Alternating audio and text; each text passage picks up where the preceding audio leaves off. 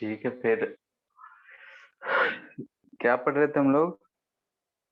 Sir homework में पूछना था। क्या चीज था? बुकलेट में था क्या? यस। Yes sir. ओके, एक मिनट।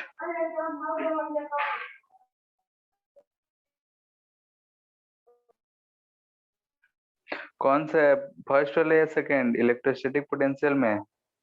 पोटेंशियल। ठीक है, पेज नंबर। 4 और 7। पेज नंबर पूछ रहे हैं। सर एक minute. Exercise 2। Page number 18। Page number 18। आज क्वेश्चन नंबर 4, 7 और किसी को? सर 5 और 12। 4, 5, 7, 12 और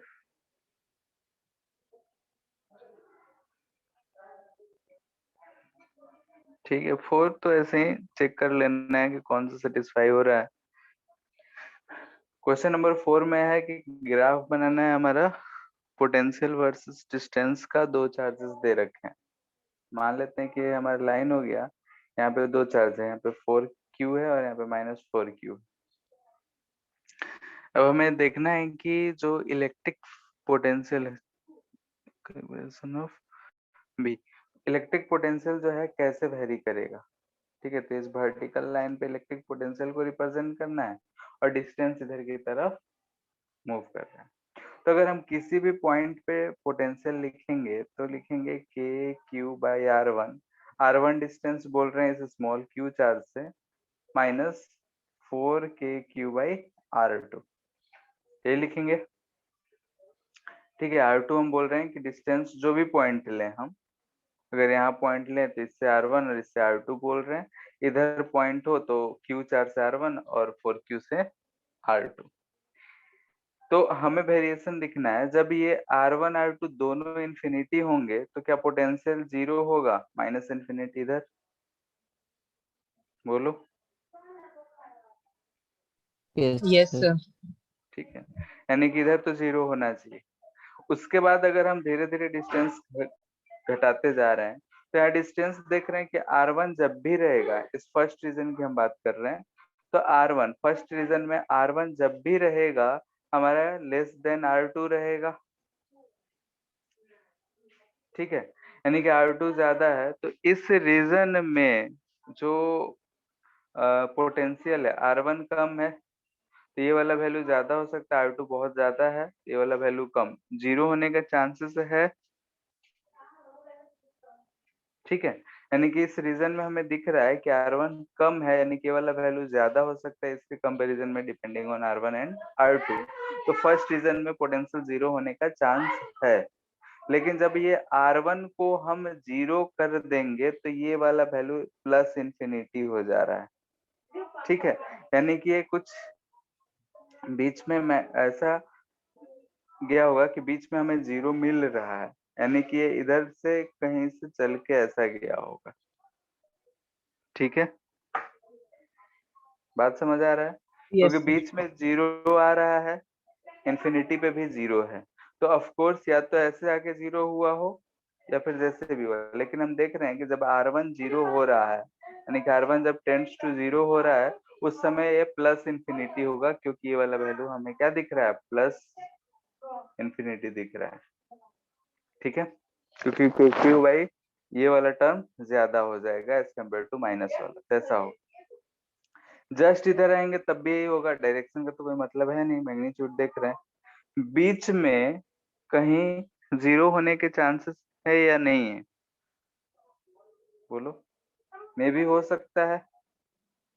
और जब हम R2 को जीरो कर देंगे, R2 को जब जीरो करेंगे तो ध्यान से देखो, 4KQ/R2 वाला टर्म जो होगा टेंड्स टू इंफिनिटी हो जाएगा, और यहाँ माइनस है तो हम यहाँ पे बोलेंगे कि माइनस इंफिनिटी होगा। माइनस इंफिनिटी में कुछ वैल्यू हम सब्ट्रैक्ट करेंगे तो यहाँ माइनस इंफिनिटी ही आएगा, यानी कि बीच में जो हमारा वैल्यू होगा वो ऐसा कुछ चेंज हुआ होगा ऑप्शन देख के, ठीक है, यानी कि इन्फिनिटी से ऐसा। फिर लास्ट वाले में देख लेना है। तो हम लोग पहले भी पढ़े थे कि इधर बड़े वाले के साइड में जीरो तो होगा नहीं, और यहाँ पे इन्फिनिटी ही है, तो यहाँ से ऐसा हो। तो ऑप्शन चेक कर लेंगे जो मैचिंग करेगा। क्लियर है? Yes sir. ठीक है। फोर्थ के बाद 5 भी था। Yes sir. ठीक है, तो 5 तो अब हो जाएगा। कितने यस सर। जगह पोटेंशियल जीरो हो रहा है ऊपर से काउंट कर लो, 1 2 3 4। जैसे ऐसे तो दो ही जगह, बाकी इन्फिनिटी पे 2 जगह हो रहा है, तो 2 ही आंसर होगा। इसके बाद 7। 7 ट्राई नहीं किया ना।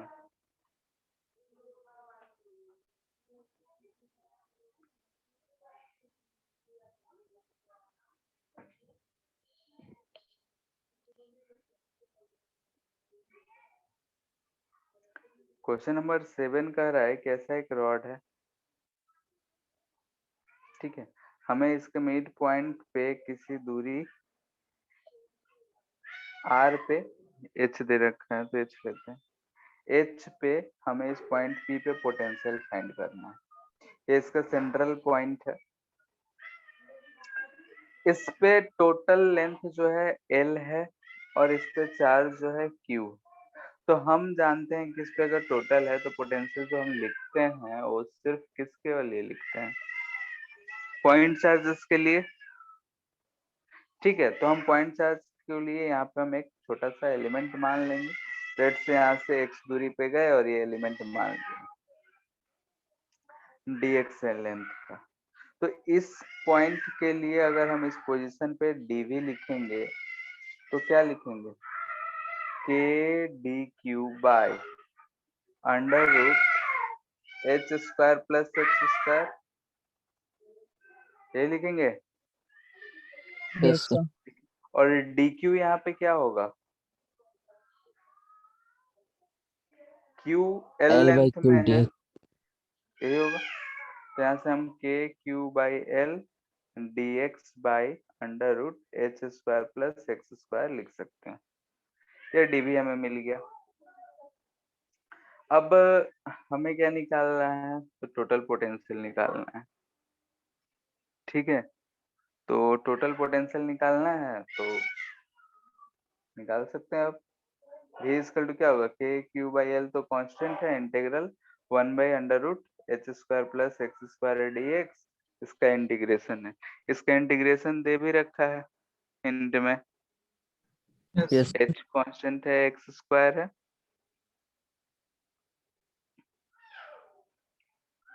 ठीक है, अब मेन है कि लिमिट कहाँ से कहाँ रखेंगे, L by तो 2 हम से minus L by 2। Minus L by two से एल बाई टू, हम इधर को माइनस मान ले रहे हैं। ठीक है, हम यहाँ से इधर जा रहे हैं तो माइनस एल बाई टू से एल बाई टू रख ले रहे हैं। हो जाएगा अब सॉल्व। Yes sir. इसके बाद 12th,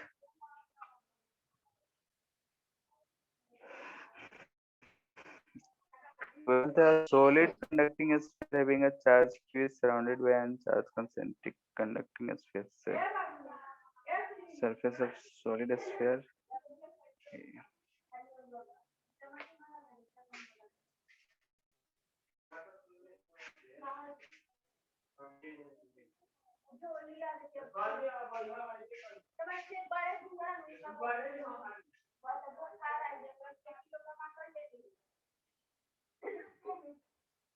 इसका आंसर भी नहीं है क्या, यस सर। भी होगा। क्वेश्चन क्या कह रहा है कि एक सॉलिड कंडक्टिंग है क्या, solid conducting sphere of charge q, यानी कि इस पे चार्ज q है। अब इसके बाहर में एक सेल है, ठीक है, और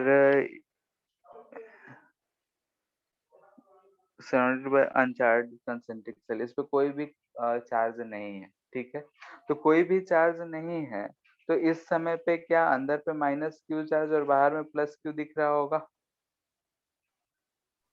यस सर। ठीक है। और इस केस में अगर हम पोटेंशियल डिफरेंस लिखेंगे तो पोटेंशियल डिफरेंस क्या आएगा?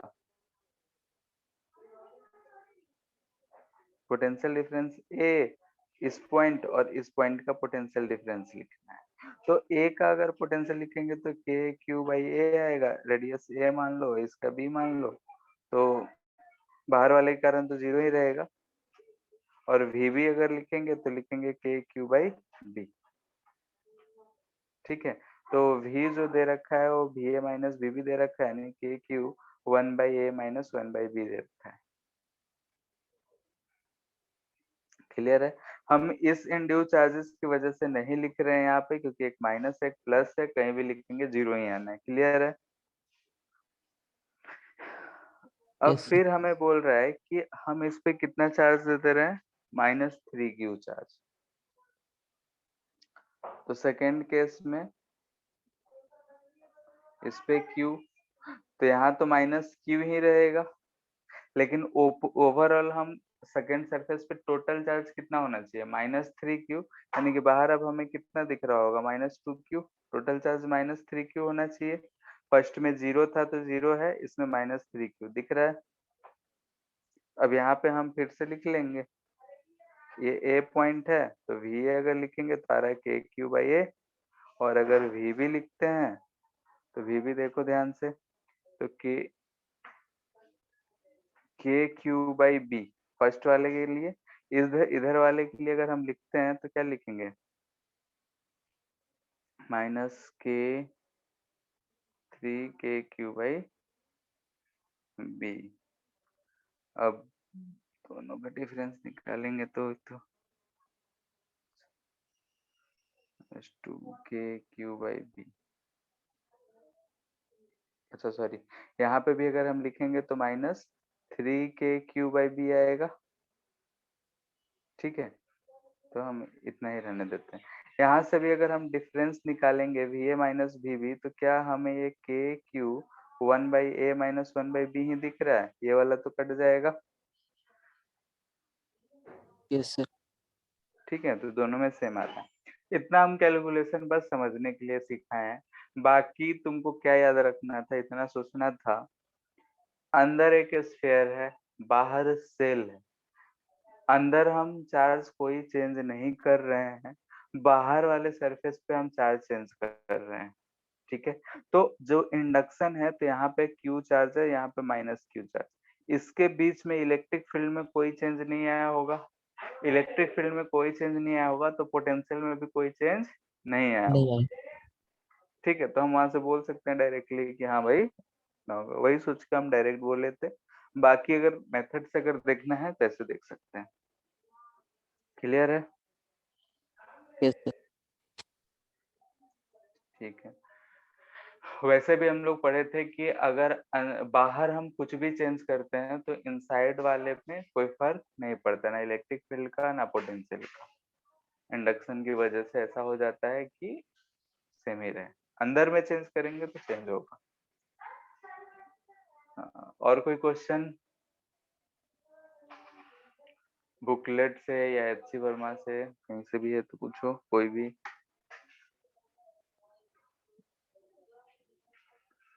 नहीं है। ठीक है, फिर आगे देखते हैं।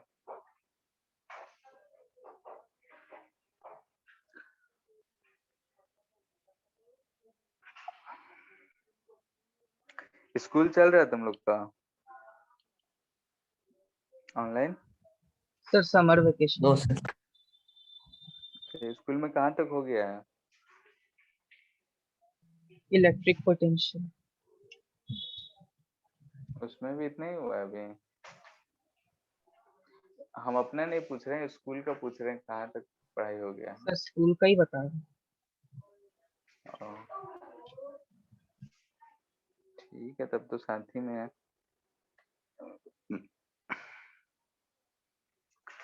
तो हम लोग देख रहे थे इलेक्ट्रिक पोटेंशियल, कुछ कुछ कैलकुलेशंस करना सीख गए थे, फिर सेल और उन सब के लिए कैलकुलेशन सीख गए थे।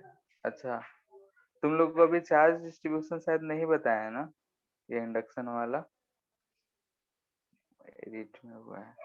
अभी नहीं हुआ है दोनों में, ठीक है ठीक है। ये जो इंडक्शन वाला जो बताया क्यू है या माइनस क्यू, ये सब चीज फिर से बताएंगे आगे। नेक्स्ट देखते हैं हम लोग,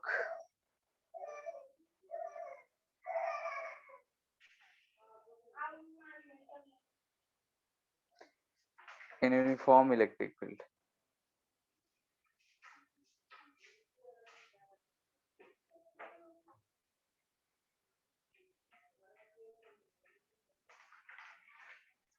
ठीक है, electric field in uniform electric field. Uniform electric field कहने का मतलब है कि इलेक्ट्रिक फील्ड का ना तो डायरेक्शन चेंज होगा, ना ही मैग्नीट्यूड चेंज होगा। यानी कि अगर हम बोले कि इस रीजन में ऐसा इलेक्ट्रिक फील्ड है, तो एक कांस्टेंट किसी डायरेक्शन में इलेक्ट्रिक फील्ड एक्ट कर रहा है, और ये जो है कांस्टेंट होगा, यानी कि इसका ना तो मैग्नीट्यूड चेंज हो रहा है, ना ही डायरेक्शन। अब अगर हमें बोला जाए कि इसमें ऐसे दो पॉइंट्स हैं ए और बी, इनके बीच का पोटेंशियल डिफरेंस बताओ क्या होगा।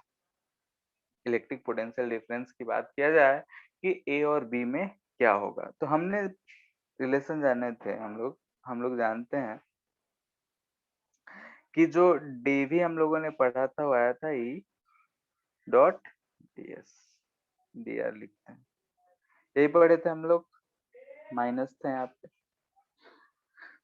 अगर हम इंटीग्रेट करते हैं तो ए और बी, ए से बी जा रहे हैं तो ए बी के बीच में लिखेंगे, तो यहाँ से हम क्या लिखेंगे कि V B final minus initial ही लिखते हैं, V B minus V A equal to minus E तो है constant,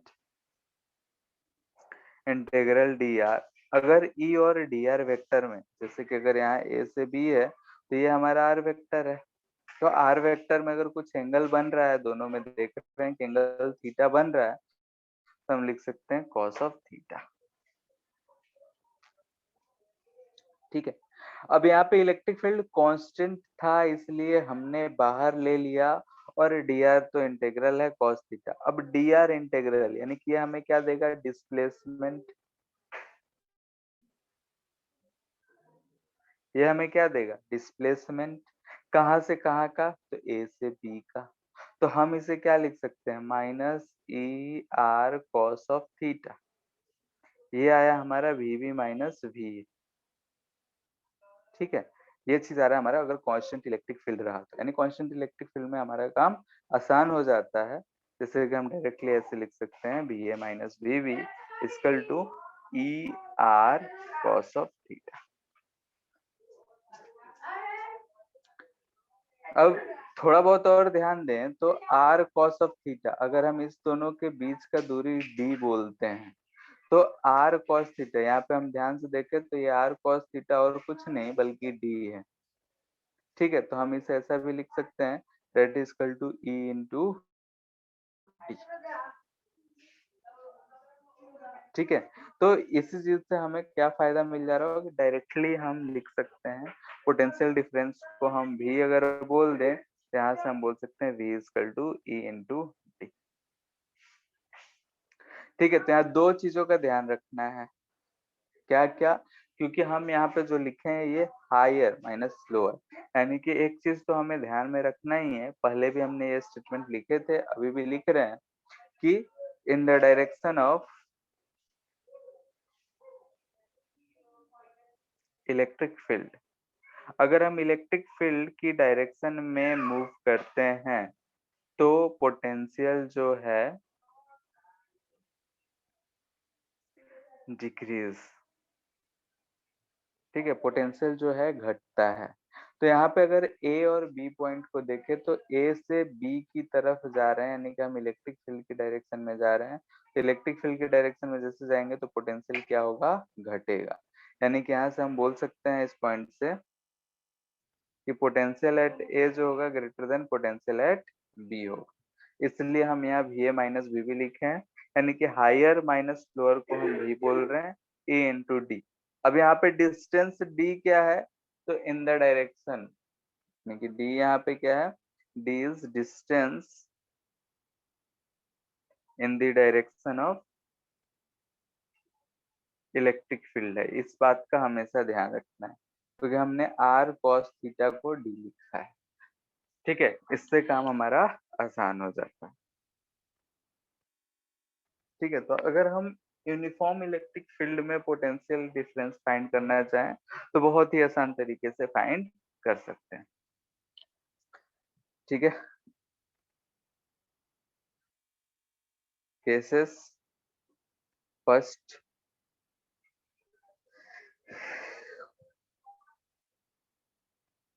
if theta is 0 degree, मतलब वही चीज है, बात तो समझ ही चुके हैं, बस केस बना के समझ ले रहे हैं। ठीक है कि theta is 0 degree, theta 0 degree का मतलब क्या हुआ, दोनों एक ही बोलो। जगह हो, एक ही जगह, एक ही लाइन में एक हो। ही लाइन में हो सर। ठीक है, लिनियर। ए और बी लिनियर हो, यानी कि इधर ये आर वेक्टर हुआ, ये दोनों सेम पैरेलल हो। तो इस केस में अगर हम ये बोल रहे हैं दोनों के बीच में डी दूरी है, तो यहाँ पे हम डायरेक्टली वी इक्वल टू क्या लिख सकते हैं, ई इंटू डी। और ये वी क्या रिप्रेजेंट कर रहा है, हमें ऐसा ध्यान रखना है कि हायर माइनस लोअर को रिप्रेजेंट कर रहा है। और हम जानते हैं कि in the direction of electric field potential घटेगा, यानी कि ए का पोटेंशियल बी से ज्यादा होगा। Second case, if theta is 90 degree, ठीक है 90 डिग्री है, यानी कि जो लाइन है वो क्या है, इससे परपेंडिकुलर। परपेंडिकुलर। ये ए पॉइंट हो गया, ये बी पॉइंट हो गया, दोनों के बीच का दूरी फिर से हम बोल रहे हैं कि डी ही है। तो इस केस में अगर हम पोटेंशियल लिखेंगे तो क्या लिखेंगे, A into D cos of 90 degree. यहाँ पे कॉस ऑफ 0 लिख देते हैं, ये क्या आ जाएगा 0, क्योंकि कॉस 90 क्या होता है 0। यानी कि इलेक्ट्रिक फील्ड की डायरेक्शन में नहीं है, बल्कि ये सिर्फ एक स्ट्रेट लाइन पे हमें दिख रहा है कि एक स्ट्रेट लाइन पे ऐसा है।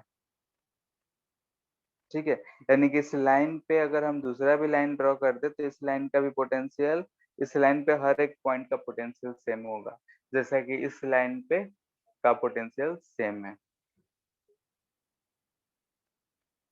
बाकी किसी एंगल पे रहेगा तो हम लोग ऊपर आर कॉस थीटा यूज कर सकते हैं, या फिर in the direction of electric field जो डिस्टेंस, उसे हम यूज कर सकते हैं। ठीक है, ठीक है, जब हम यस। लोग नॉन यूनिफॉर्म का केस पढ़ लिए तो यूनिफॉर्म तो और भी आसानी है। इसी पे बेस्ट प्रैक्टिस के लिए, बस फॉर प्रैक्टिस, बहुत ही आसान क्वेश्चंस होते हैं, देते हैं। ऐसा इलेक्ट्रिक फील्ड दे रखा है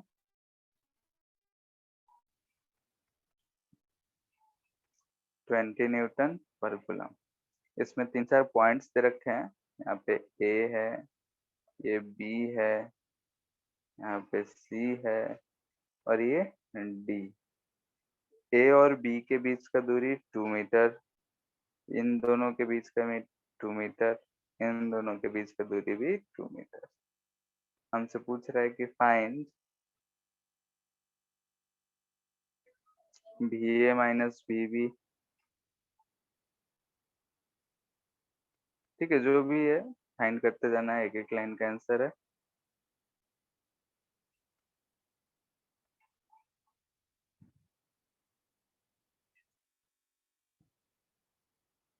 AC माइनस बी ए फोर्थ,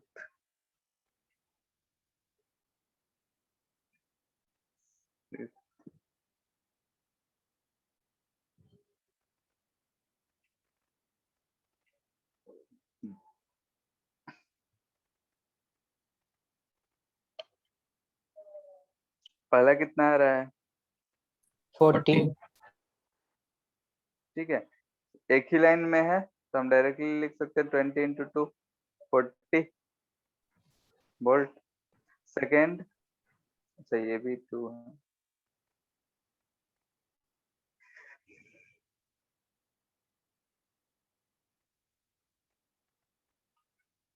सेकेंड, 20 √2।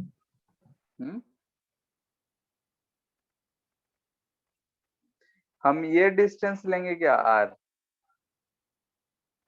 ये अगर थीटा है तो हम इसमें यही लिखेंगे E into R cos of theta. कोई दिक्कत? लेकिन ध्यान से देखो तो आर कॉस थीटा क्या यही 2 मीटर ही दिख रहा है क्या ट्रेंगल से?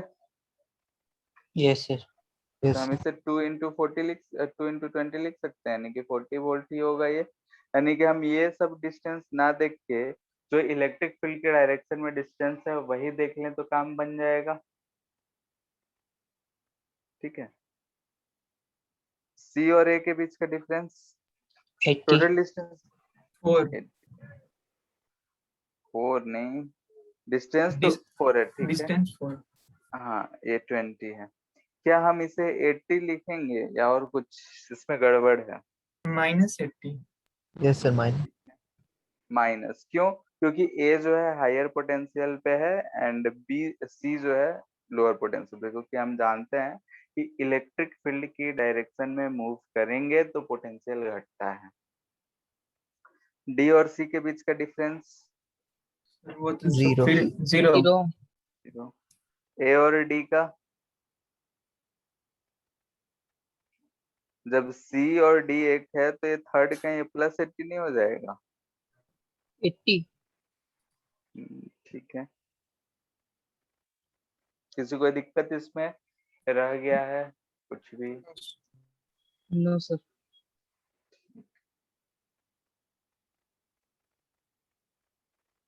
Equipotential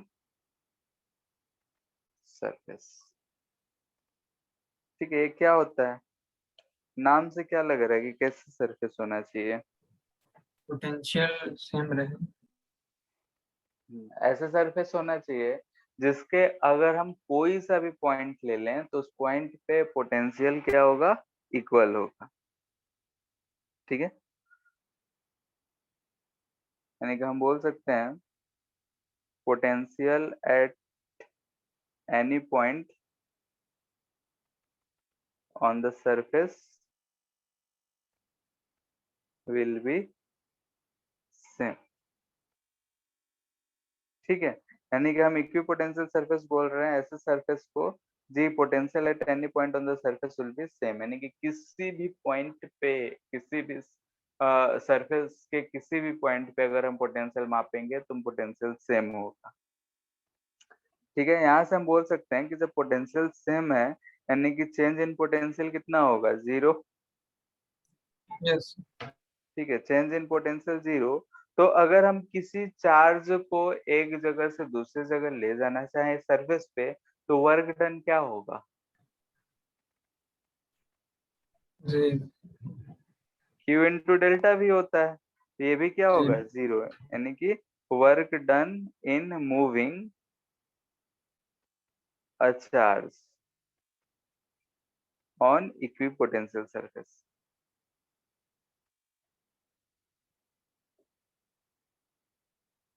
will be 0।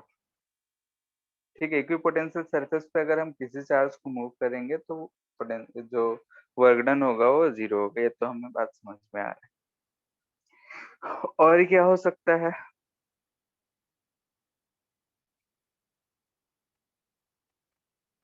ये पॉइंट्स करके पहला हम देखते हैं।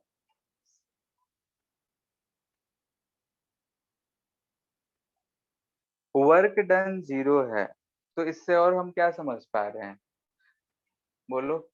जो भी चार्ज है उस पर अगर फोर्स लग भी रहा होगा तो फोर्स कैसा लग रहा होगा? परपेंडिकुलर टू द सरफेस, तभी यस तो वर्क डन 0 है। यस अगर हम सर। चार्ज यस को सर। मूव कर रहे हैं तो इलेक्ट्रिक फील्ड का जो फोर्स होगा वो परपेंडिकुलर टू द चार्ज लग रहा होगा, नहीं कि सरफेस से परपेंडिकुलर होगा, तब भी वर्क 0 है। यानी कि हम बोल सकते हैं कि इलेक्ट्रिक फील्ड, क्योंकि क्यू इंटू ई होता है, electric field will be perpendicular to equipotential surface. ठीक है, किसी भी अगर पॉइंट पे देखेंगे तो इलेक्ट्रिक फील्ड जो होगा इक्विपोटेंशियल सरफेस से हमेशा परपेंडिकुलर ही रहेगा। थर्ड पॉइंट, हम लोग ये इलेक्ट्रिक फील्ड लाइंस में जानते हैं कि दो लाइंस आपस में कभी भी कट नहीं करते हैं। तो क्या इक्विपोटेंशियल सरफेस कट करेगा?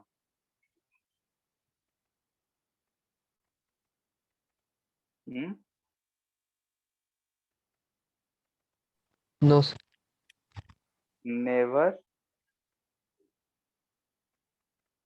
Cross each other. ठीक है, क्योंकि ये इलेक्ट्रिक फील्ड उससे परपेंडिकुलर होगा।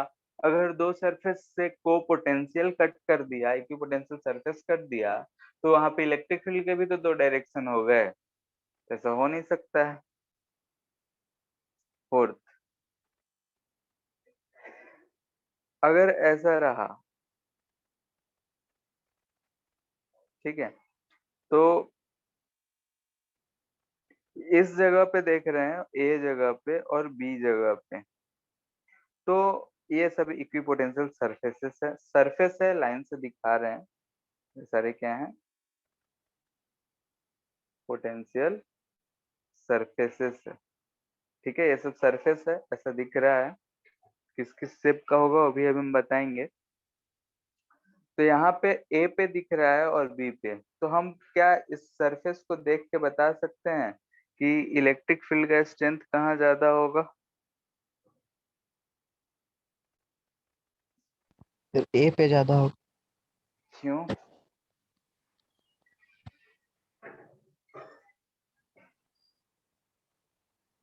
ए जो है ज्यादा होगा, यानी कि जहाँ पे where surfaces are denser,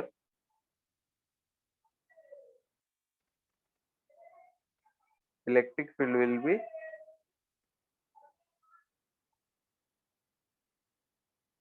greater। ठीक है, जहां पे डेंसर दिखेंगे वहां पे ग्रेटर होगा। कैसे कह सकते हैं? तो यहाँ ध्यान से देखते हैं। ये दो सरफेस इक्विपोटेंशियल सरफेस, यानी कि यहाँ का पोटेंशियल अगर भी होगा, वीपी बोल देते हैं, तो इसका पोटेंशियल वीक्यू होगा, तो दोनों का पोटेंशियल सेम रहेगा। ए और बी पे अगर देखें तो यहाँ का डिस्टेंस डी ए बोल रहे हैं, यहाँ का डिस्टेंस बी बोल रहे हैं। तो इन दोनों के बीच का पोटेंशियल डिफरेंस, हम जानते हैं कि इलेक्ट्रिक फील्ड इससे जो होगा परपेंडिकुलर ही होगा, इस डायरेक्शन में हो, ये भी इस डायरेक्शन में होगा। तो VQ माइनस VP अगर हम लिखना चाहें, तो दोनों जगह हम E इंटू डी लिखेंगे, यानी कि इंटू डिस्टेंस लिखेंगे। ये जो है कांस्टेंट है। ठीक है, क्योंकि दोनों दो सरफेसेस के बीच का बात कर रहे हैं और दोनों सरफेसेस का पोटेंशियल सेम है, तो डिफरेंस सेम आएगा। तो इसलिए हम ईडी इक्वल टू कांस्टेंट बोल दिए। तो यहाँ से हमें ई जो दिख रहा है ये इनवर्सली प्रोपोर्शनल टू डी दिख रहा है। क्लियर है? यानी कि जहां पे डिस्टेंस ज्यादा होगा वहां इलेक्ट्रिक फील्ड कम होगा। कम तो यहाँ दिख रहा है बी इज ग्रेटर देन ए है, दिस इंप्लाइज दैट ये जो होगा वो ग्रेटर देन ई बी होगा। ठीक है, तो ये होता है रीजन कि ऐसा हम कर सकते हैं, लेकिन हम ये चीज याद रखें कि जहां पे सरफेस डेंसर होगा वहां पे इलेक्ट्रिक फील्ड ज्यादा होगा। ठीक है, यस सर। अब कुछ एग्जांपल्स देखते हैं इक्विपोटेंशियल सरफेसेस के। मान लेते हैं कि हमारे पास यहाँ पे एक पॉइंट चार्ज क्यू दे रखा है। यहाँ से आर दूरी पे अगर हम एक स्फेयर बनाते हैं, इस स्फेयर का हर जगह क्या पोटेंशियल के क्यू बाई आर ही होगा। Yes sir. तो ये जो स्फेयर है, इस स्फेयर का पोटेंशियल हर जगह सेम ही है। एक दूसरा स्फेयर इसके अंदर ऐसा बनाते हैं, तो इस स्फेयर पे भी अगर हम देखें तो क्या पोटेंशियल सेम ही रहेगा। Yes sir. इस स्फेरिकल सरफेसेस पे अगर देखें तो, क्योंकि हम जानते हैं कि पॉइंट चार्ज है तो के क्यू बाई आर जो होता है किसी भी आर दूरी पे पोटेंशियल होता है। तो इस चार्ज से आर दूरी पे हम दाएं बाएं ऊपर नीचे perpendicular to the plane into the plane कहीं चले जाएं, पोटेंशियल हमारा के क्यू बाई आर होगा। यानी कि इस स्फेरिकल सरफेस के किसी भी पॉइंट पे जाएं तो पोटेंशियल हमारा सेम मिलना है। ठीक है, एक क्यू चार्ज है। इस क्यू चार्ज की जगह अगर हम स्फेरिकल चार्ज भी रखते तब भी स्फेयर ही होता। ठीक है, अब मान लेते हैं कि ऐसा एक थिन शीट है, इनफाइनाइट थिन शीट है, इस पे से पॉजिटिव चार्ज है।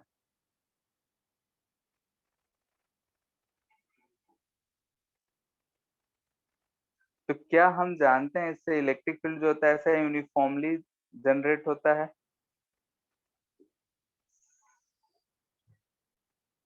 हाँ, ये इलेक्ट्रिक फील्ड क्या यस होता सर। है? सिग्मा बाई 2 एप्सिलॉन नॉट लिखते हैं। कांस्टेंट रहता है, एक ही डायरेक्शन में है, पूरा इस प्लेन में होगा। अगर हम यहाँ पे एक ऐसा प्लेन मान लें,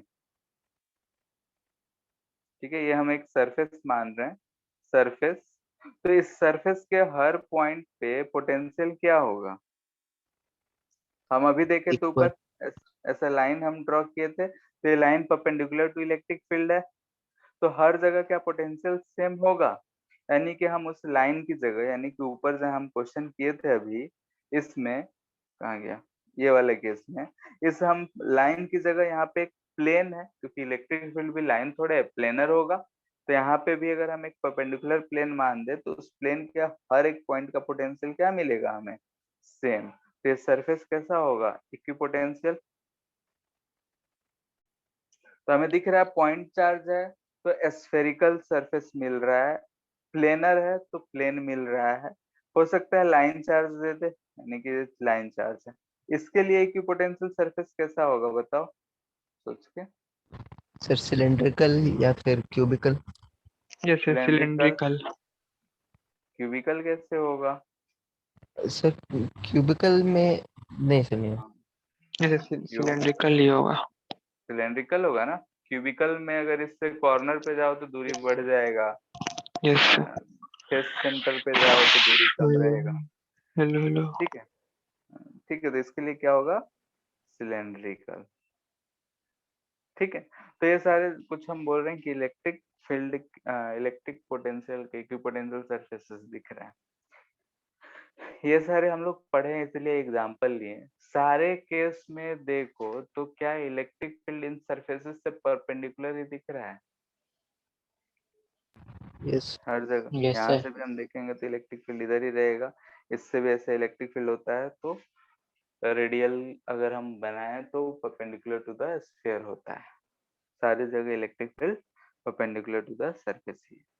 तो हमने देखा है कि इक्विपोटेंशियल सरफेस किस सरफेस को बोलेंगे? जिस सरफेस के हर एक पॉइंट पे पोटेंशियल जीरो हो। अगर इलेक्ट्रिक पोटेंशियल जीरो है यानी कि पोटेंशियल डिफरेंस जीरो होगा। इलेक्ट्रिक पोटेंशियल जीरो, सॉरी बोल दी, इलेक्ट्रिक पोटेंशियल कांस्टेंट रहेगा, इलेक्ट्रिक पोटेंशियल कांस्टेंट है यानी कि इलेक्ट्रिक पोटेंशियल डिफरेंस जीरो होगा।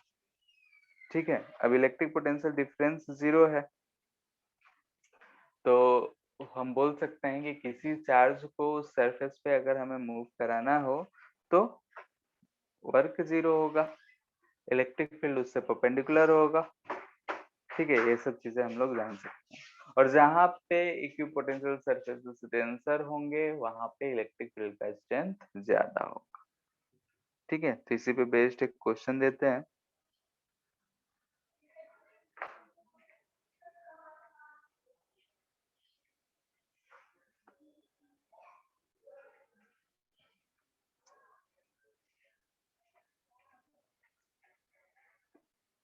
ठीक है, ऐसे पैरेलल इक्विपोटेंशियल सरफेसेस है,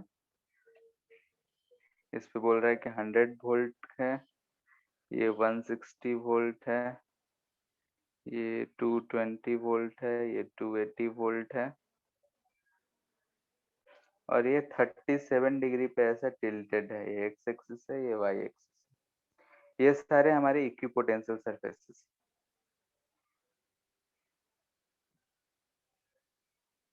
ये चीज इंफॉर्मेशन हमें दे रखा है, और ये दो पॉइंट्स के बीच का दूरी जो है ये 10 सेंटीमीटर है। हमसे पूछ रहा है कि find electric field magnitude and direction, electric field in the region. ठीक है, जो अभी हम लोग पढ़े हैं उसी का यूज करके ये बताना है।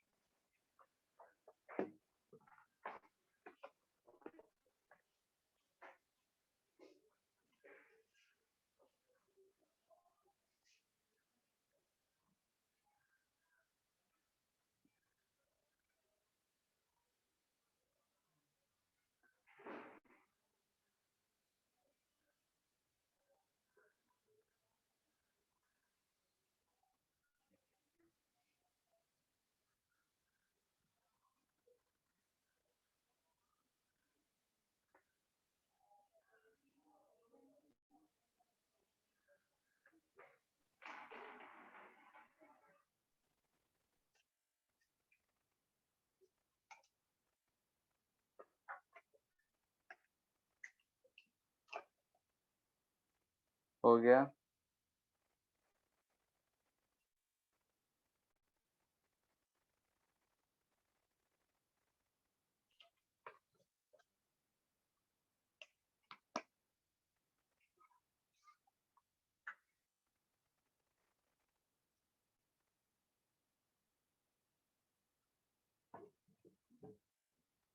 हेलो।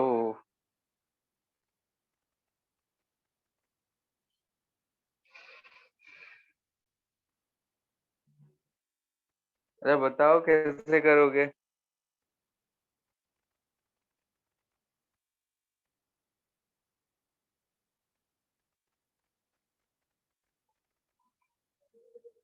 सुदीप। सर दो पॉइंट, इन दोनों पॉइंट का पोटेंशियल डिफरेंस दिया हुआ है, और फिर सर ईडी कॉस थीटा से कर लेंगे। हाँ, डायरेक्शन क्या होगा सबसे पहले तो ये,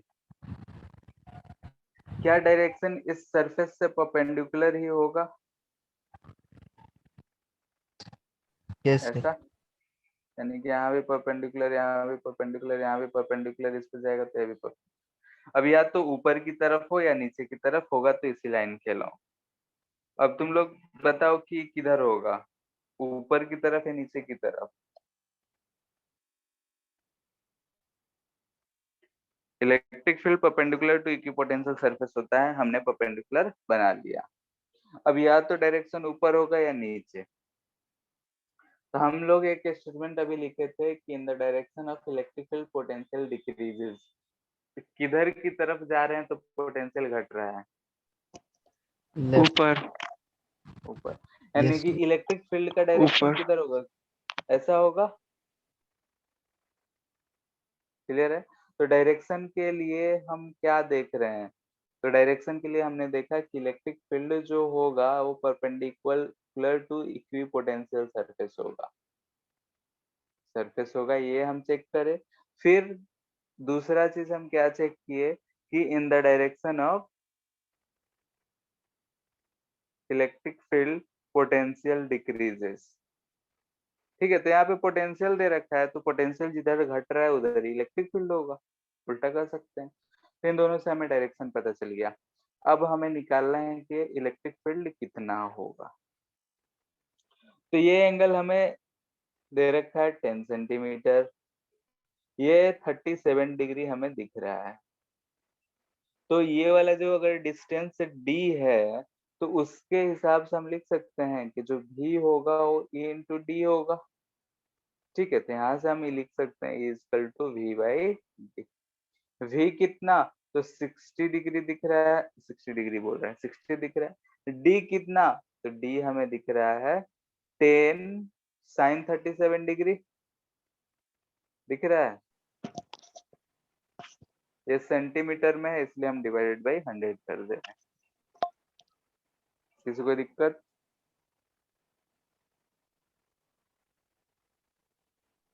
600 नीचे आ जाएगा 3/5, यानी कि 5/3, यानी कि 1000।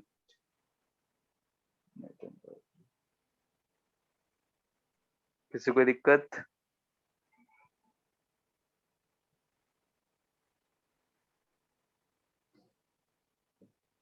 मैग्नीट्यूड पता चल गया, डायरेक्शन पता चल गया। अगर हमें वेक्टर फॉर्म में लिखना कह दे तो हम आराम से लिख सकते हैं।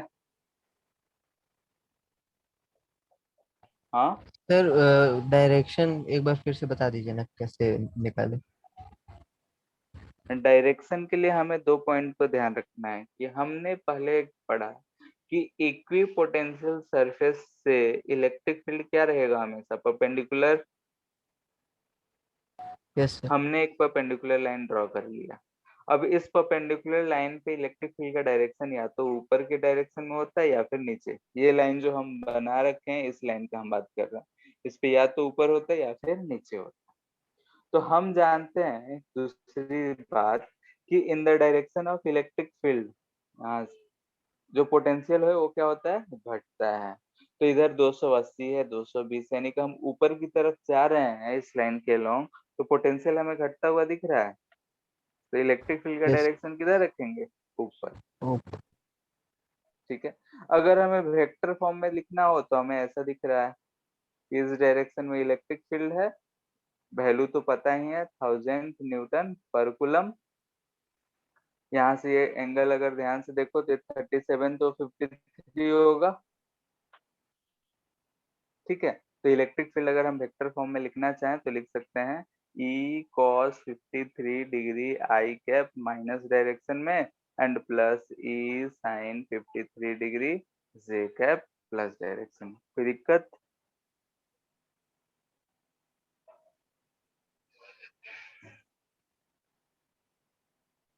no. ठीक,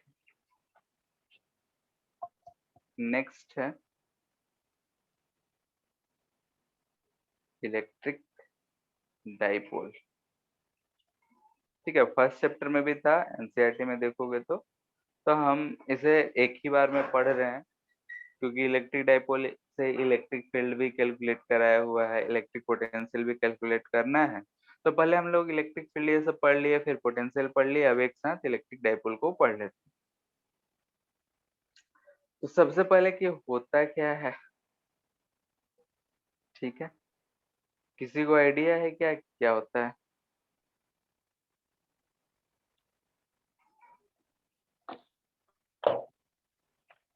बोलो। हम लोग इसे बोलते हैं कि system of two equal and opposite charges fixed by a separated by a fixed distance। ठीक है, अगर ऐसा सिस्टम रहा कि दो इक्वल एंड अपोजिट चार्ज है, यानी कि एक चार्ज को हम बोल रहे हैं माइनस क्यू चार्ज तो दूसरे चार्ज को हम बोल रहे हैं प्लस क्यू चार्ज, अगर वो किसी एक दूरी फिक्स दूरी से अगर यहाँ पे फिक्स्ड हो तो हम बोलेंगे कि अगर ऐसा सिस्टम बन रहा है तो उसे हम क्या बोलते हैं? Electric dipole. केमिस्ट्री में भी पढ़े होंगे, ओ एच एच, यहाँ लोन पेयर यहाँ लोन पेयर, तो ऐसा रिप्रेजेंट किया गया होगा, याद है? Yes. तो वो भी इलेक्ट्रिक डाइपोल ही था। ठीक है, वही चीज है। तो यहाँ पे अगर हम माइनस क्यू चार्ज और प्लस क्यू चार्ज दो इक्वल एंड अपोजिट चार्जेस को किसी एक फिक्स दूरी से फिक्स कर दें, ऑफ कोर्स एक माइनस है एक प्लस है, तो दोनों को रोक पाने हमारे लिए मुश्किल बात होगा फिक्स दूरी पे। तो हम लोग किसी भी बीच में कोई एक कंडक्टर कंडक्टर बोले इंसुलेटर लगा के या फिर रॉड लगा के जैसे भी रोक के रखते हैं, तो हमारा टेंशन नहीं है। हम मान लेते हैं कि दो चार्जेस ऐसे हैं, जैसे कि H2O में है तो एक तरफ H प्लस और O माइनस दोनों मिलके हमारा डाइपोल बना रहे हैं। तो यहाँ पे माइनस क्यू और प्लस क्यू चार्ज डी दूरी पे फिक्स है, तो इसे हम बोलेंगे कि जो सिस्टम है ये हमारे इलेक्ट्रिक डाइपोल का है। अगर हम ये लाइन जो है इसको मिला देते हैं, ठीक है, ये जो लाइन दोनों चार्जेस को मिला देते हैं तो इसे हम बोलते हैं एक्सियल लाइन। एक्सियल लाइन या फिर एक्सियल पोजीशन या फिर एंड ऑन पोजीशन।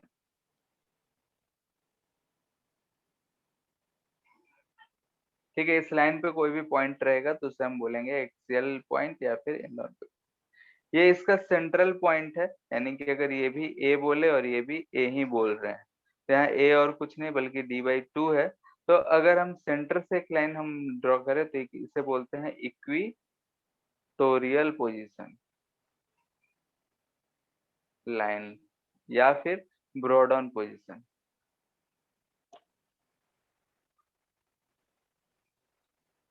ठीक है, तो ये जनरल नॉलेज की बात है कि दो चार्जेस अगर एक सिस्टम बना रहे हैं इक्वल एंड अपोजिट हो तो सिस्टम को हम इलेक्ट्रिक डाइपोल बोलते हैं। दोनों चार्जेस को मिलाने वाले लाइन को एक्सियल पोजीशन कहा जाता है। उनके सेंटर से जो लाइन परपेंडिकुलर गया हो उसे इक्वेटोरियल पोजीशन या इक्वेटोरियल लाइन कहा जाता है, इक्वेटोरियल एक्सिस कहा जाता है। एक टर्म डिफाइन होता है यहाँ पे डाइपोल मोमेंट। ठीक है, इलेक्ट्रिक डाइपोल है तो उसका मोमेंट, ठीक है, इलेक्ट्रिक डाइपोल मोमेंट, इसे हम P से रिप्रेजेंट करते हैं। ठीक है, इसे डिफाइन करते हैं, it is a vector quantity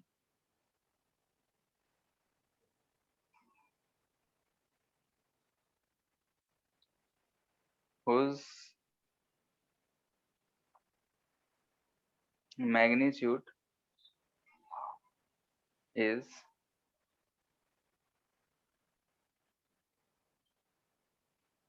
product of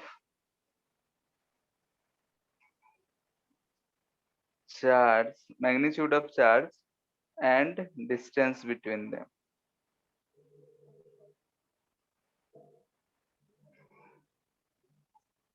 And acts along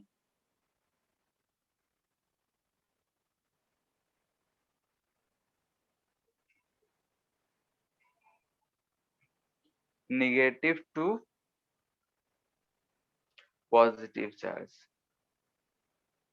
ठीक है, यानी कि अगर हम बोल रहे हैं कि इलेक्ट्रिक डाइपोल मोमेंट है तो ये डाइपोल मोमेंट P है, P जो है वेक्टर क्वांटिटी है, इसे हम product of charge into distance between them D इससे रिप्रेजेंट करते हैं, ये हमारा डाइपोल हो।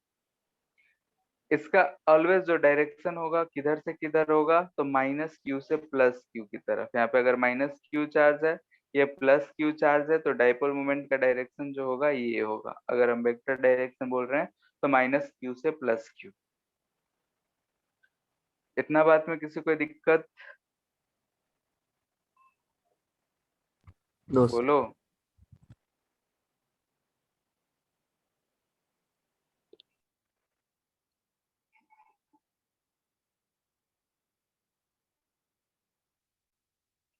ठीक है, ये हमेशा ध्यान रखना है या कंफ्यूज नहीं होना है कि केमिस्ट्री में जो होता है इसका डायरेक्शन पॉजिटिव टू नेगेटिव होता है। ठीक है, हम लोग फिजिक्स में पढ़ रहे हैं माइनस से प्लस की तरफ, जो कन्वेंशन शुरू से चलते आ रहा है वही एज्यूम होगा। तो यहाँ पे इस चीज का हमेशा बात ध्यान रखना है, कंफ्यूज नहीं होना है कि केमिस्ट्री में तो पॉजिटिव से निगेटिव लेते हैं या नेगेटिव से पॉजिटिव ले रहे हैं। क्लियर है? तो ये Yes. होता है इलेक्ट्रिक डाइपोल और इलेक्ट्रिक डाइपोल मोमेंट, यानी कि दो चार्जेस जब इक्वल एंड अपोजिट रखे गए हो तो उनको हम बोलते हैं, कैसे सिस्टम जो बन रहा है उसे डाइपोल बोलते हैं और उसका एक मोमेंट होता है। जैसे क्वेश्चन क्या दिया जाएगा इस पे हमें, यहाँ पे एक चार्ज रखा हुआ है, let's say Q equal to 2 microcoulomb, और यहाँ पे चार्ज रखा हुआ है -2 माइक्रोकूलम। इसका कोऑर्डिनेट है 0,15 सेंटीमीटर, इसका है 0,-15 सेंटीमीटर। तो फाइंड डाइपोल।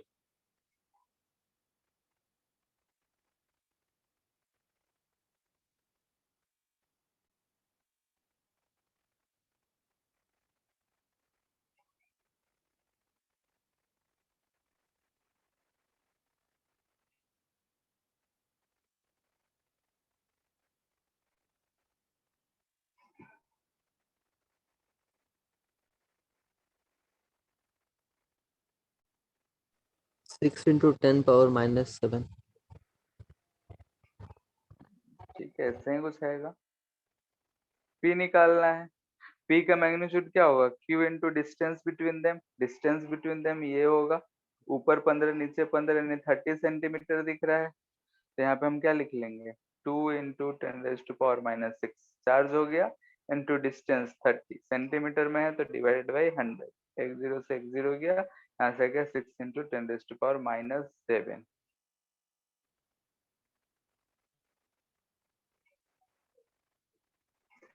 इसका यूनिट क्या होगा,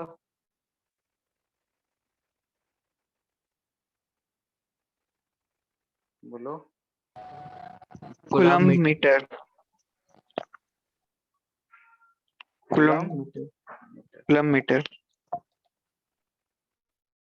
ठीक है, तो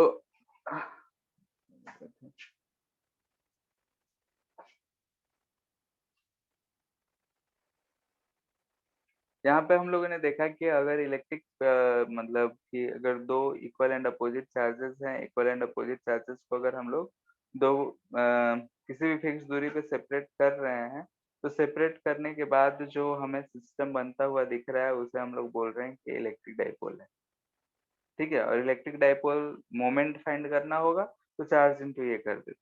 कभी कभी हमें ऐसा सिस्टम दिया जा सकता है कि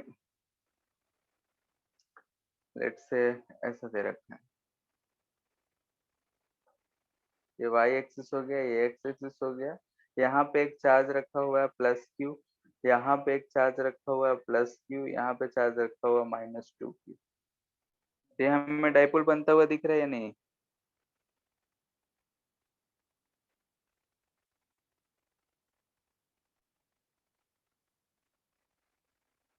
बोलो।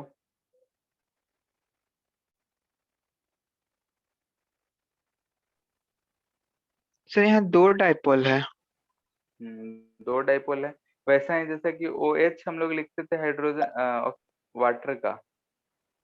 ठीक है, तो यहाँ पे हमें क्या दिख रहा है कि यहाँ पे निगेटिव वाला एंड है और यहाँ पे पॉजिटिव वाला एंड है। वैसा ही कुछ सिचुएशन हुआ तो यहाँ से यहाँ तक एक डाइपोल मोमेंट P1 बन रहा है और यहाँ से यहाँ तक एक बन रहा है P2। मैग्नीट्यूड वाइज भले ही सेम हो, डायरेक्शन अलग हो सकता है। तो यहाँ पे दो वेक्टर्स हमें मिलेंगे, दोनों का वेक्टर सम करना होगा। यस।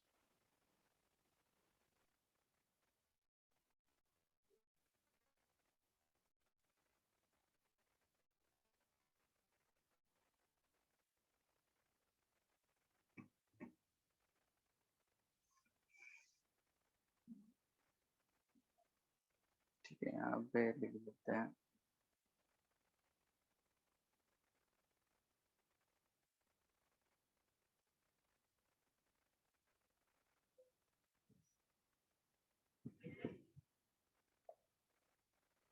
ठीक है, इसका यूनिट जो होता है coulomb per metre, coulomb metre होगा, या फिर डीवाई इसको बोलते हैं, डीवाई।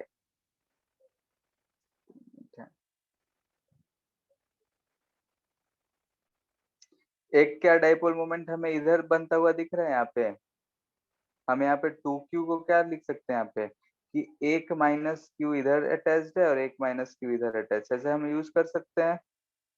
और एक इधर की तरफ P2 माइनस से प्लस की तरफ P1 अगर लिखेंगे, अच्छा ये डिस्टेंस नहीं दिए थे, ए ले लो, तो P1 क्या होगा Q इंटू ए, P2 भी क्या दिख रहा है Q इंटू ए, लेकिन ये किधर दिख रहा है आई कैप में और ये दिख रहा है जे कैप में। तो P अगर वेक्टर लिखेंगे तो क्या लिखेंगे Q इंटू ए आई कैप प्लस जे कैप। जे के। अगर हाँ मैग्नीट्यूड लिखना हो तो इसका √2 आ जाएगा। यस। ठीक है, तो ये हो जाएगा हमारा।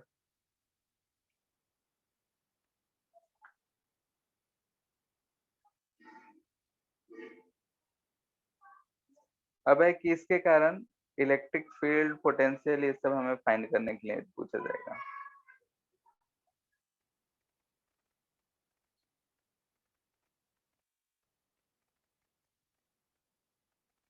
ठीक है, इलेक्ट्रिक डाइपोल है, इसकी वजह से हमें पूछा जाएगा कि बताओ इलेक्ट्रिक फील्ड क्या होगा। तो हमें दो पोजीशन है, तो हम एक एक करके फाइंड करते हैं। एक्सियल पोजीशन, एक्सियल पोजीशन पे हम पहले फाइंड करते हैं। तो हमें क्या दे रखा है, एक माइनस क्यू चार्ज है, एक यहाँ पे प्लस क्यू चार्ज है।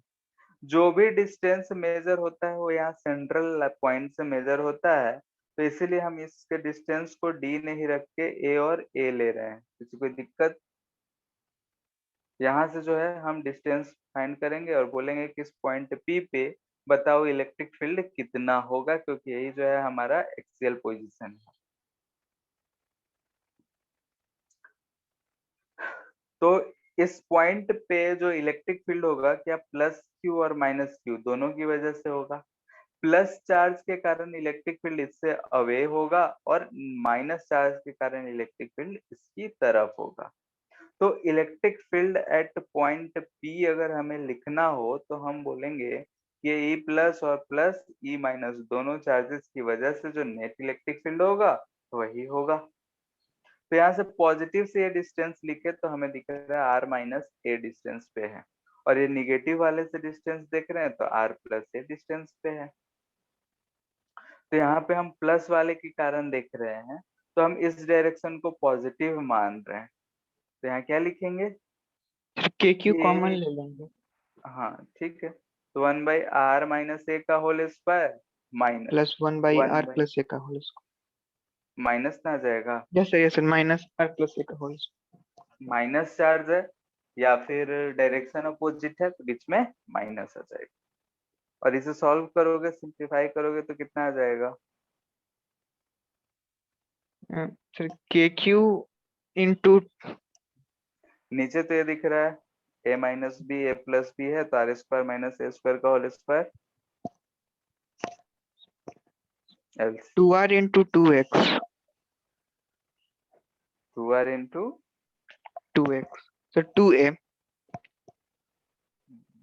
ठीक है ठीक है। तो ऊपर अगर हम ध्यान से देखेंगे तो यहाँ पे आएगा ये वाला टर्म ऊपर चला जाएगा तो R square plus A square plus 2ar, और ये वाला जाएगा तो माइनस के साथ आएगा तो minus R square minus A square plus 2ar यही होगा। तो ये सब तो यस कट जा रहा है, तो यहाँ पे हमें दिख जा रहा है के क्यू, ऐसे लिख लेते हैं के इंटू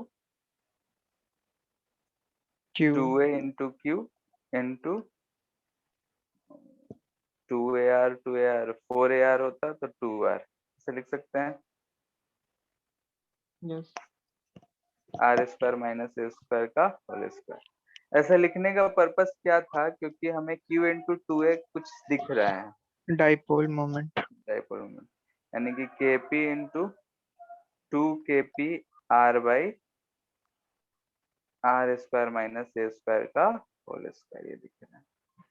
यहाँ तक हमने कोई अप्रोक्सीमेशन नहीं किया है तो ये ओरिजिनल फॉर्मूला है, लेकिन मोस्टली जो हमें मिलेगा क्या मिलेगा कि जो a है वो much much less than r होगा।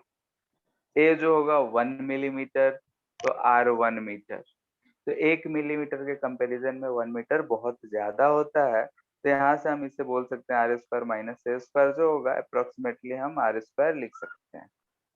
अगर हम ये यूज करते हैं तो यहाँ से P पॉइंट पे जो हमारा इलेक्ट्रिक फील्ड होगा एक्सेल पोजीशन ए लिख देते हैं।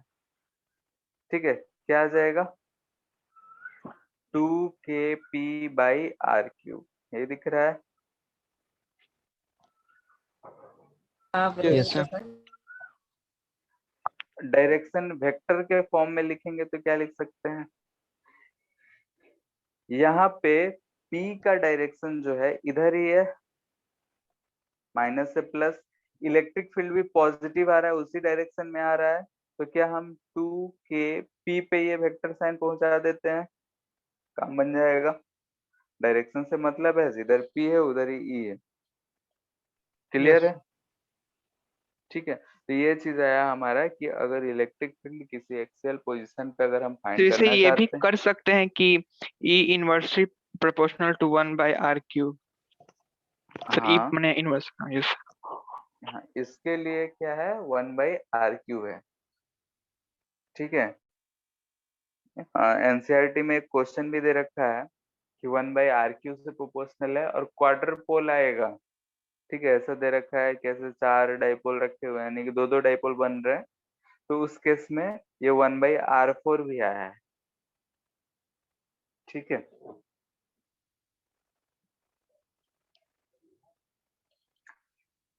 अब है सेकेंड देख रहे हैं on equatorial position.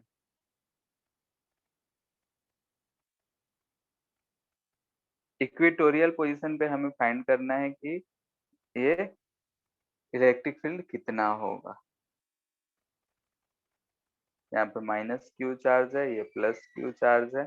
Equatorial position जो है हम बोले कि ये वाला लाइन होगा जो मिड पॉइंट से जा रहा है। हम ये डिस्टेंस को फिर से ए बोल रहे हैं, ये ए बोल रहे हैं। इस पोजीशन पे हमें फाइंड करना है जो कि ये यहाँ से आर दूरी पे है। ठीक है, तो कैसे फाइंड करेंगे? तो यहाँ भी दोनों चार्जेस की वजह से इलेक्ट्रिक फील्ड होगा। प्लस वाले के कारण अगर देखेंगे तो इधर आएगा, और माइनस वाले के कारण देखेंगे तो इधर आएगा। यानी कि हमें ऐसा दो वेक्टर्स दिख रहे हैं, ई प्लस और इधर की तरफ ई। ठीक है, दोनों बराबर आएगा ऐसा। यहाँ पे अगर हम इसको ऐसे ड्रॉ कर दें, तो ये अगर एंगल थीटा है और ये एंगल थीटा है, तो देखो ये एंगल थीटा है तो ये भी एंगल थीटा और ये भी एंगल थीटा ही दिख रहा है। यानी कि हमें ऐसा वेक्टर्स दिख रहे हैं। ई प्लस का मैग्नीट्यूड और ई माइनस का मैग्नीट्यूड देखेंगे तो क्या बराबर आएगा? K Q by R square plus A square. Yes, sir. ठीक है, तो यहाँ से हम बोल सकते हैं कि ऐसा अगर हमारा वेक्टर आ रहा है तो ऐसे हम दो कंपोनेंट्स ले रहे हैं। तो इधर की तरफ अगर हम देखें तो इधर की तरफ 2e cos ऑफ थीटा दिख रहा है, और इधर वाला जो है e sin थीटा, और नीचे e sin थीटा, ये दोनों आपस में कैंसिल कर जा रहे हैं। ये और ये जो होगा ये आपस में कैंसिल आउट कर जा रहा है। तो e जो हमें फाइनली मिल रहा है वो 2e cos ऑफ थीटा मिल रहा है। ठीक है, यानी कि हम यहाँ पे इसे रख लेते हैं, तो 2e का वैल्यू कितना है?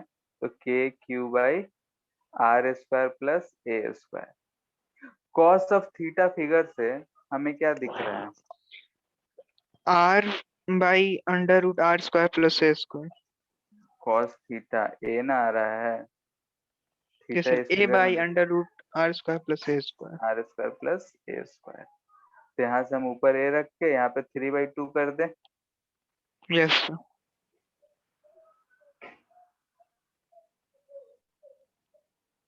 ठीक है, ये हम यूज कर रहे हैं, तो ये चीज आया हमारा इलेक्ट्रिक फील्ड। 2qa को हम p लिख सकते हैं, यानी कि kp by R square plus A square raise to power 3/2 आ रहा है।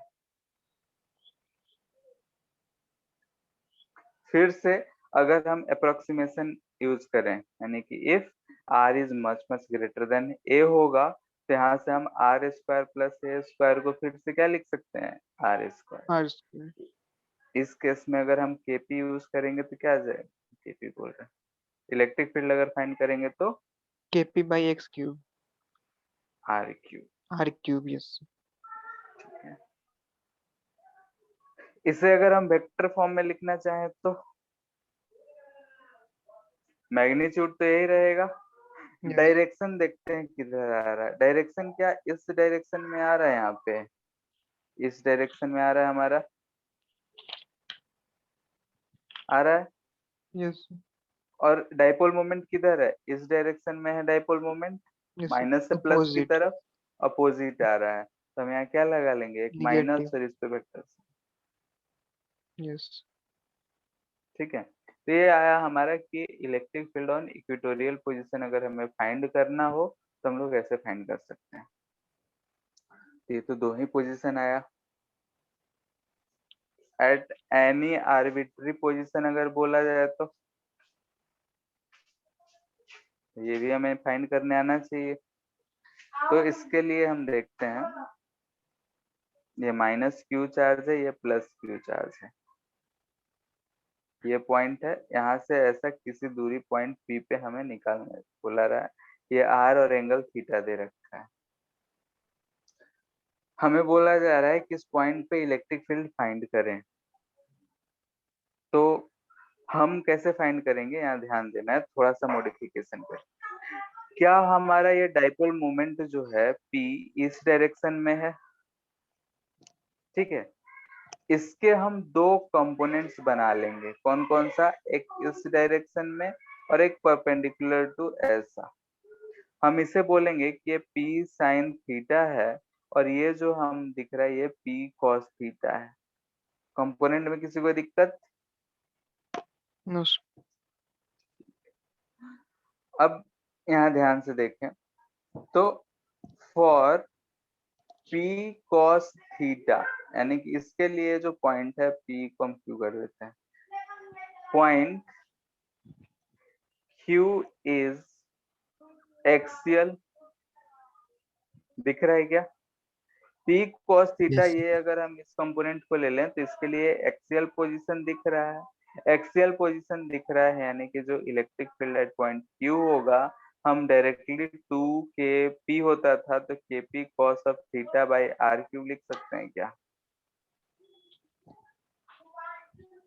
बोलो। Yes, sir. Yes. ठीक है, वैसे ही फॉर P sin थीटा के लिए जो है पॉइंट Q इज इक्वेटोरियल। ठीक है, तो इक्वेटोरियल है तो हम यहाँ से इलेक्ट्रिक फील्ड इसकी वजह से क्या लिख सकते हैं, तो kp sin theta by r³, ये लिख सकते हैं। यानी कि अगर हम फिर इस पिक्चर में आते हैं, यानी कि इधर की तरफ E1 होगा और E2 अपोजिट डायरेक्शन में होता है, तो P sin थीटा का अपोजिट E2 ऐसा होगा। क्लियर है ये? Yes. तो वहां ध्यान से देखो, थोड़ा बहुत ज्योमेट्री हमें यूज करना पड़ेगा।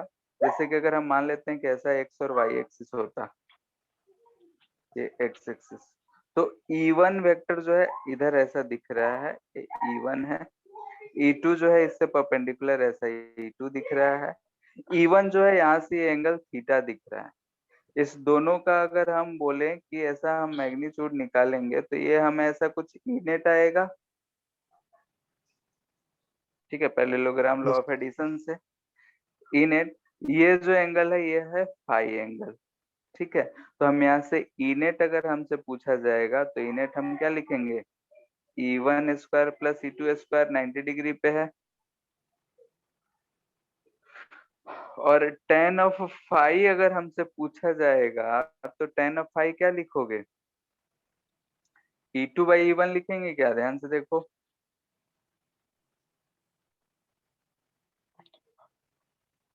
बोलो, हेलो। ये वाला इससे पैरेललोग्राम है तो ये भी E2 दिख रहा है, तो E2 बाई E1 लिख सकते हैं। Yes. Yes. तो E2 बाई E1 जब करेंगे तो 2 cos theta by sin theta बचेगा, बाकी तो kp by r³ cancel out हो जाएगा, यानी कि 2 बाई tan ऑफ थीटा। ठीक है, तो यहाँ से हम फाई फाइंड कर सकते हैं, तो जो भी वेक्टर है उसे वेक्टर फॉर्म में हम लिख सकते हैं।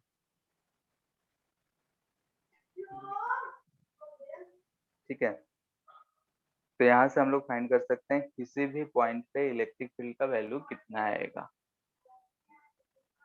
दो डाइपोल अगर हमें दिया हुआ रहेगा तो डाइपोल से इलेक्ट्रिक फील्ड मोस्टली एक्सियल या इक्वेटोरियल पोजीशन पूछे जाएंगे। बहुत कम 10 से 15% क्वेश्चन में किसी और पॉइंट पे हमसे पूछा जाएगा। बोर्ड की अगर बात की जाए तो बोर्ड में तो बस 2 ही पोजीशन पे पूछता है, किसी और पोजीशन पे सिर्फ पोटेंशियल पूछा जाएगा। तो नेक्स्ट क्लास में हम लोग डाइपोल के से ही इलेक्ट्रिक डाइपोल अगर गिवन होगा तो उसके से पोटेंशियल फाइंड करेंगे। फिर देखेंगे कि इलेक्ट्रिक डाइपोल को किसी एक्सटर्नल इलेक्ट्रिक फील्ड में पुट करते हैं तो क्या क्या इफेक्ट्स होंगे, उन सब पे चर्चा करेंगे। ठीक है, Yes. ठीक है, फिर आज के लिए इतना ही। होमवर्क जो अभी तो इसमें ज्यादा कुछ होमवर्क होगा नहीं, जो पोटेंशियल वाला एक्सरसाइज 2 में वो पूरा कंप्लीट कर लो। Yes. यस ठीक है। Thank you, sir.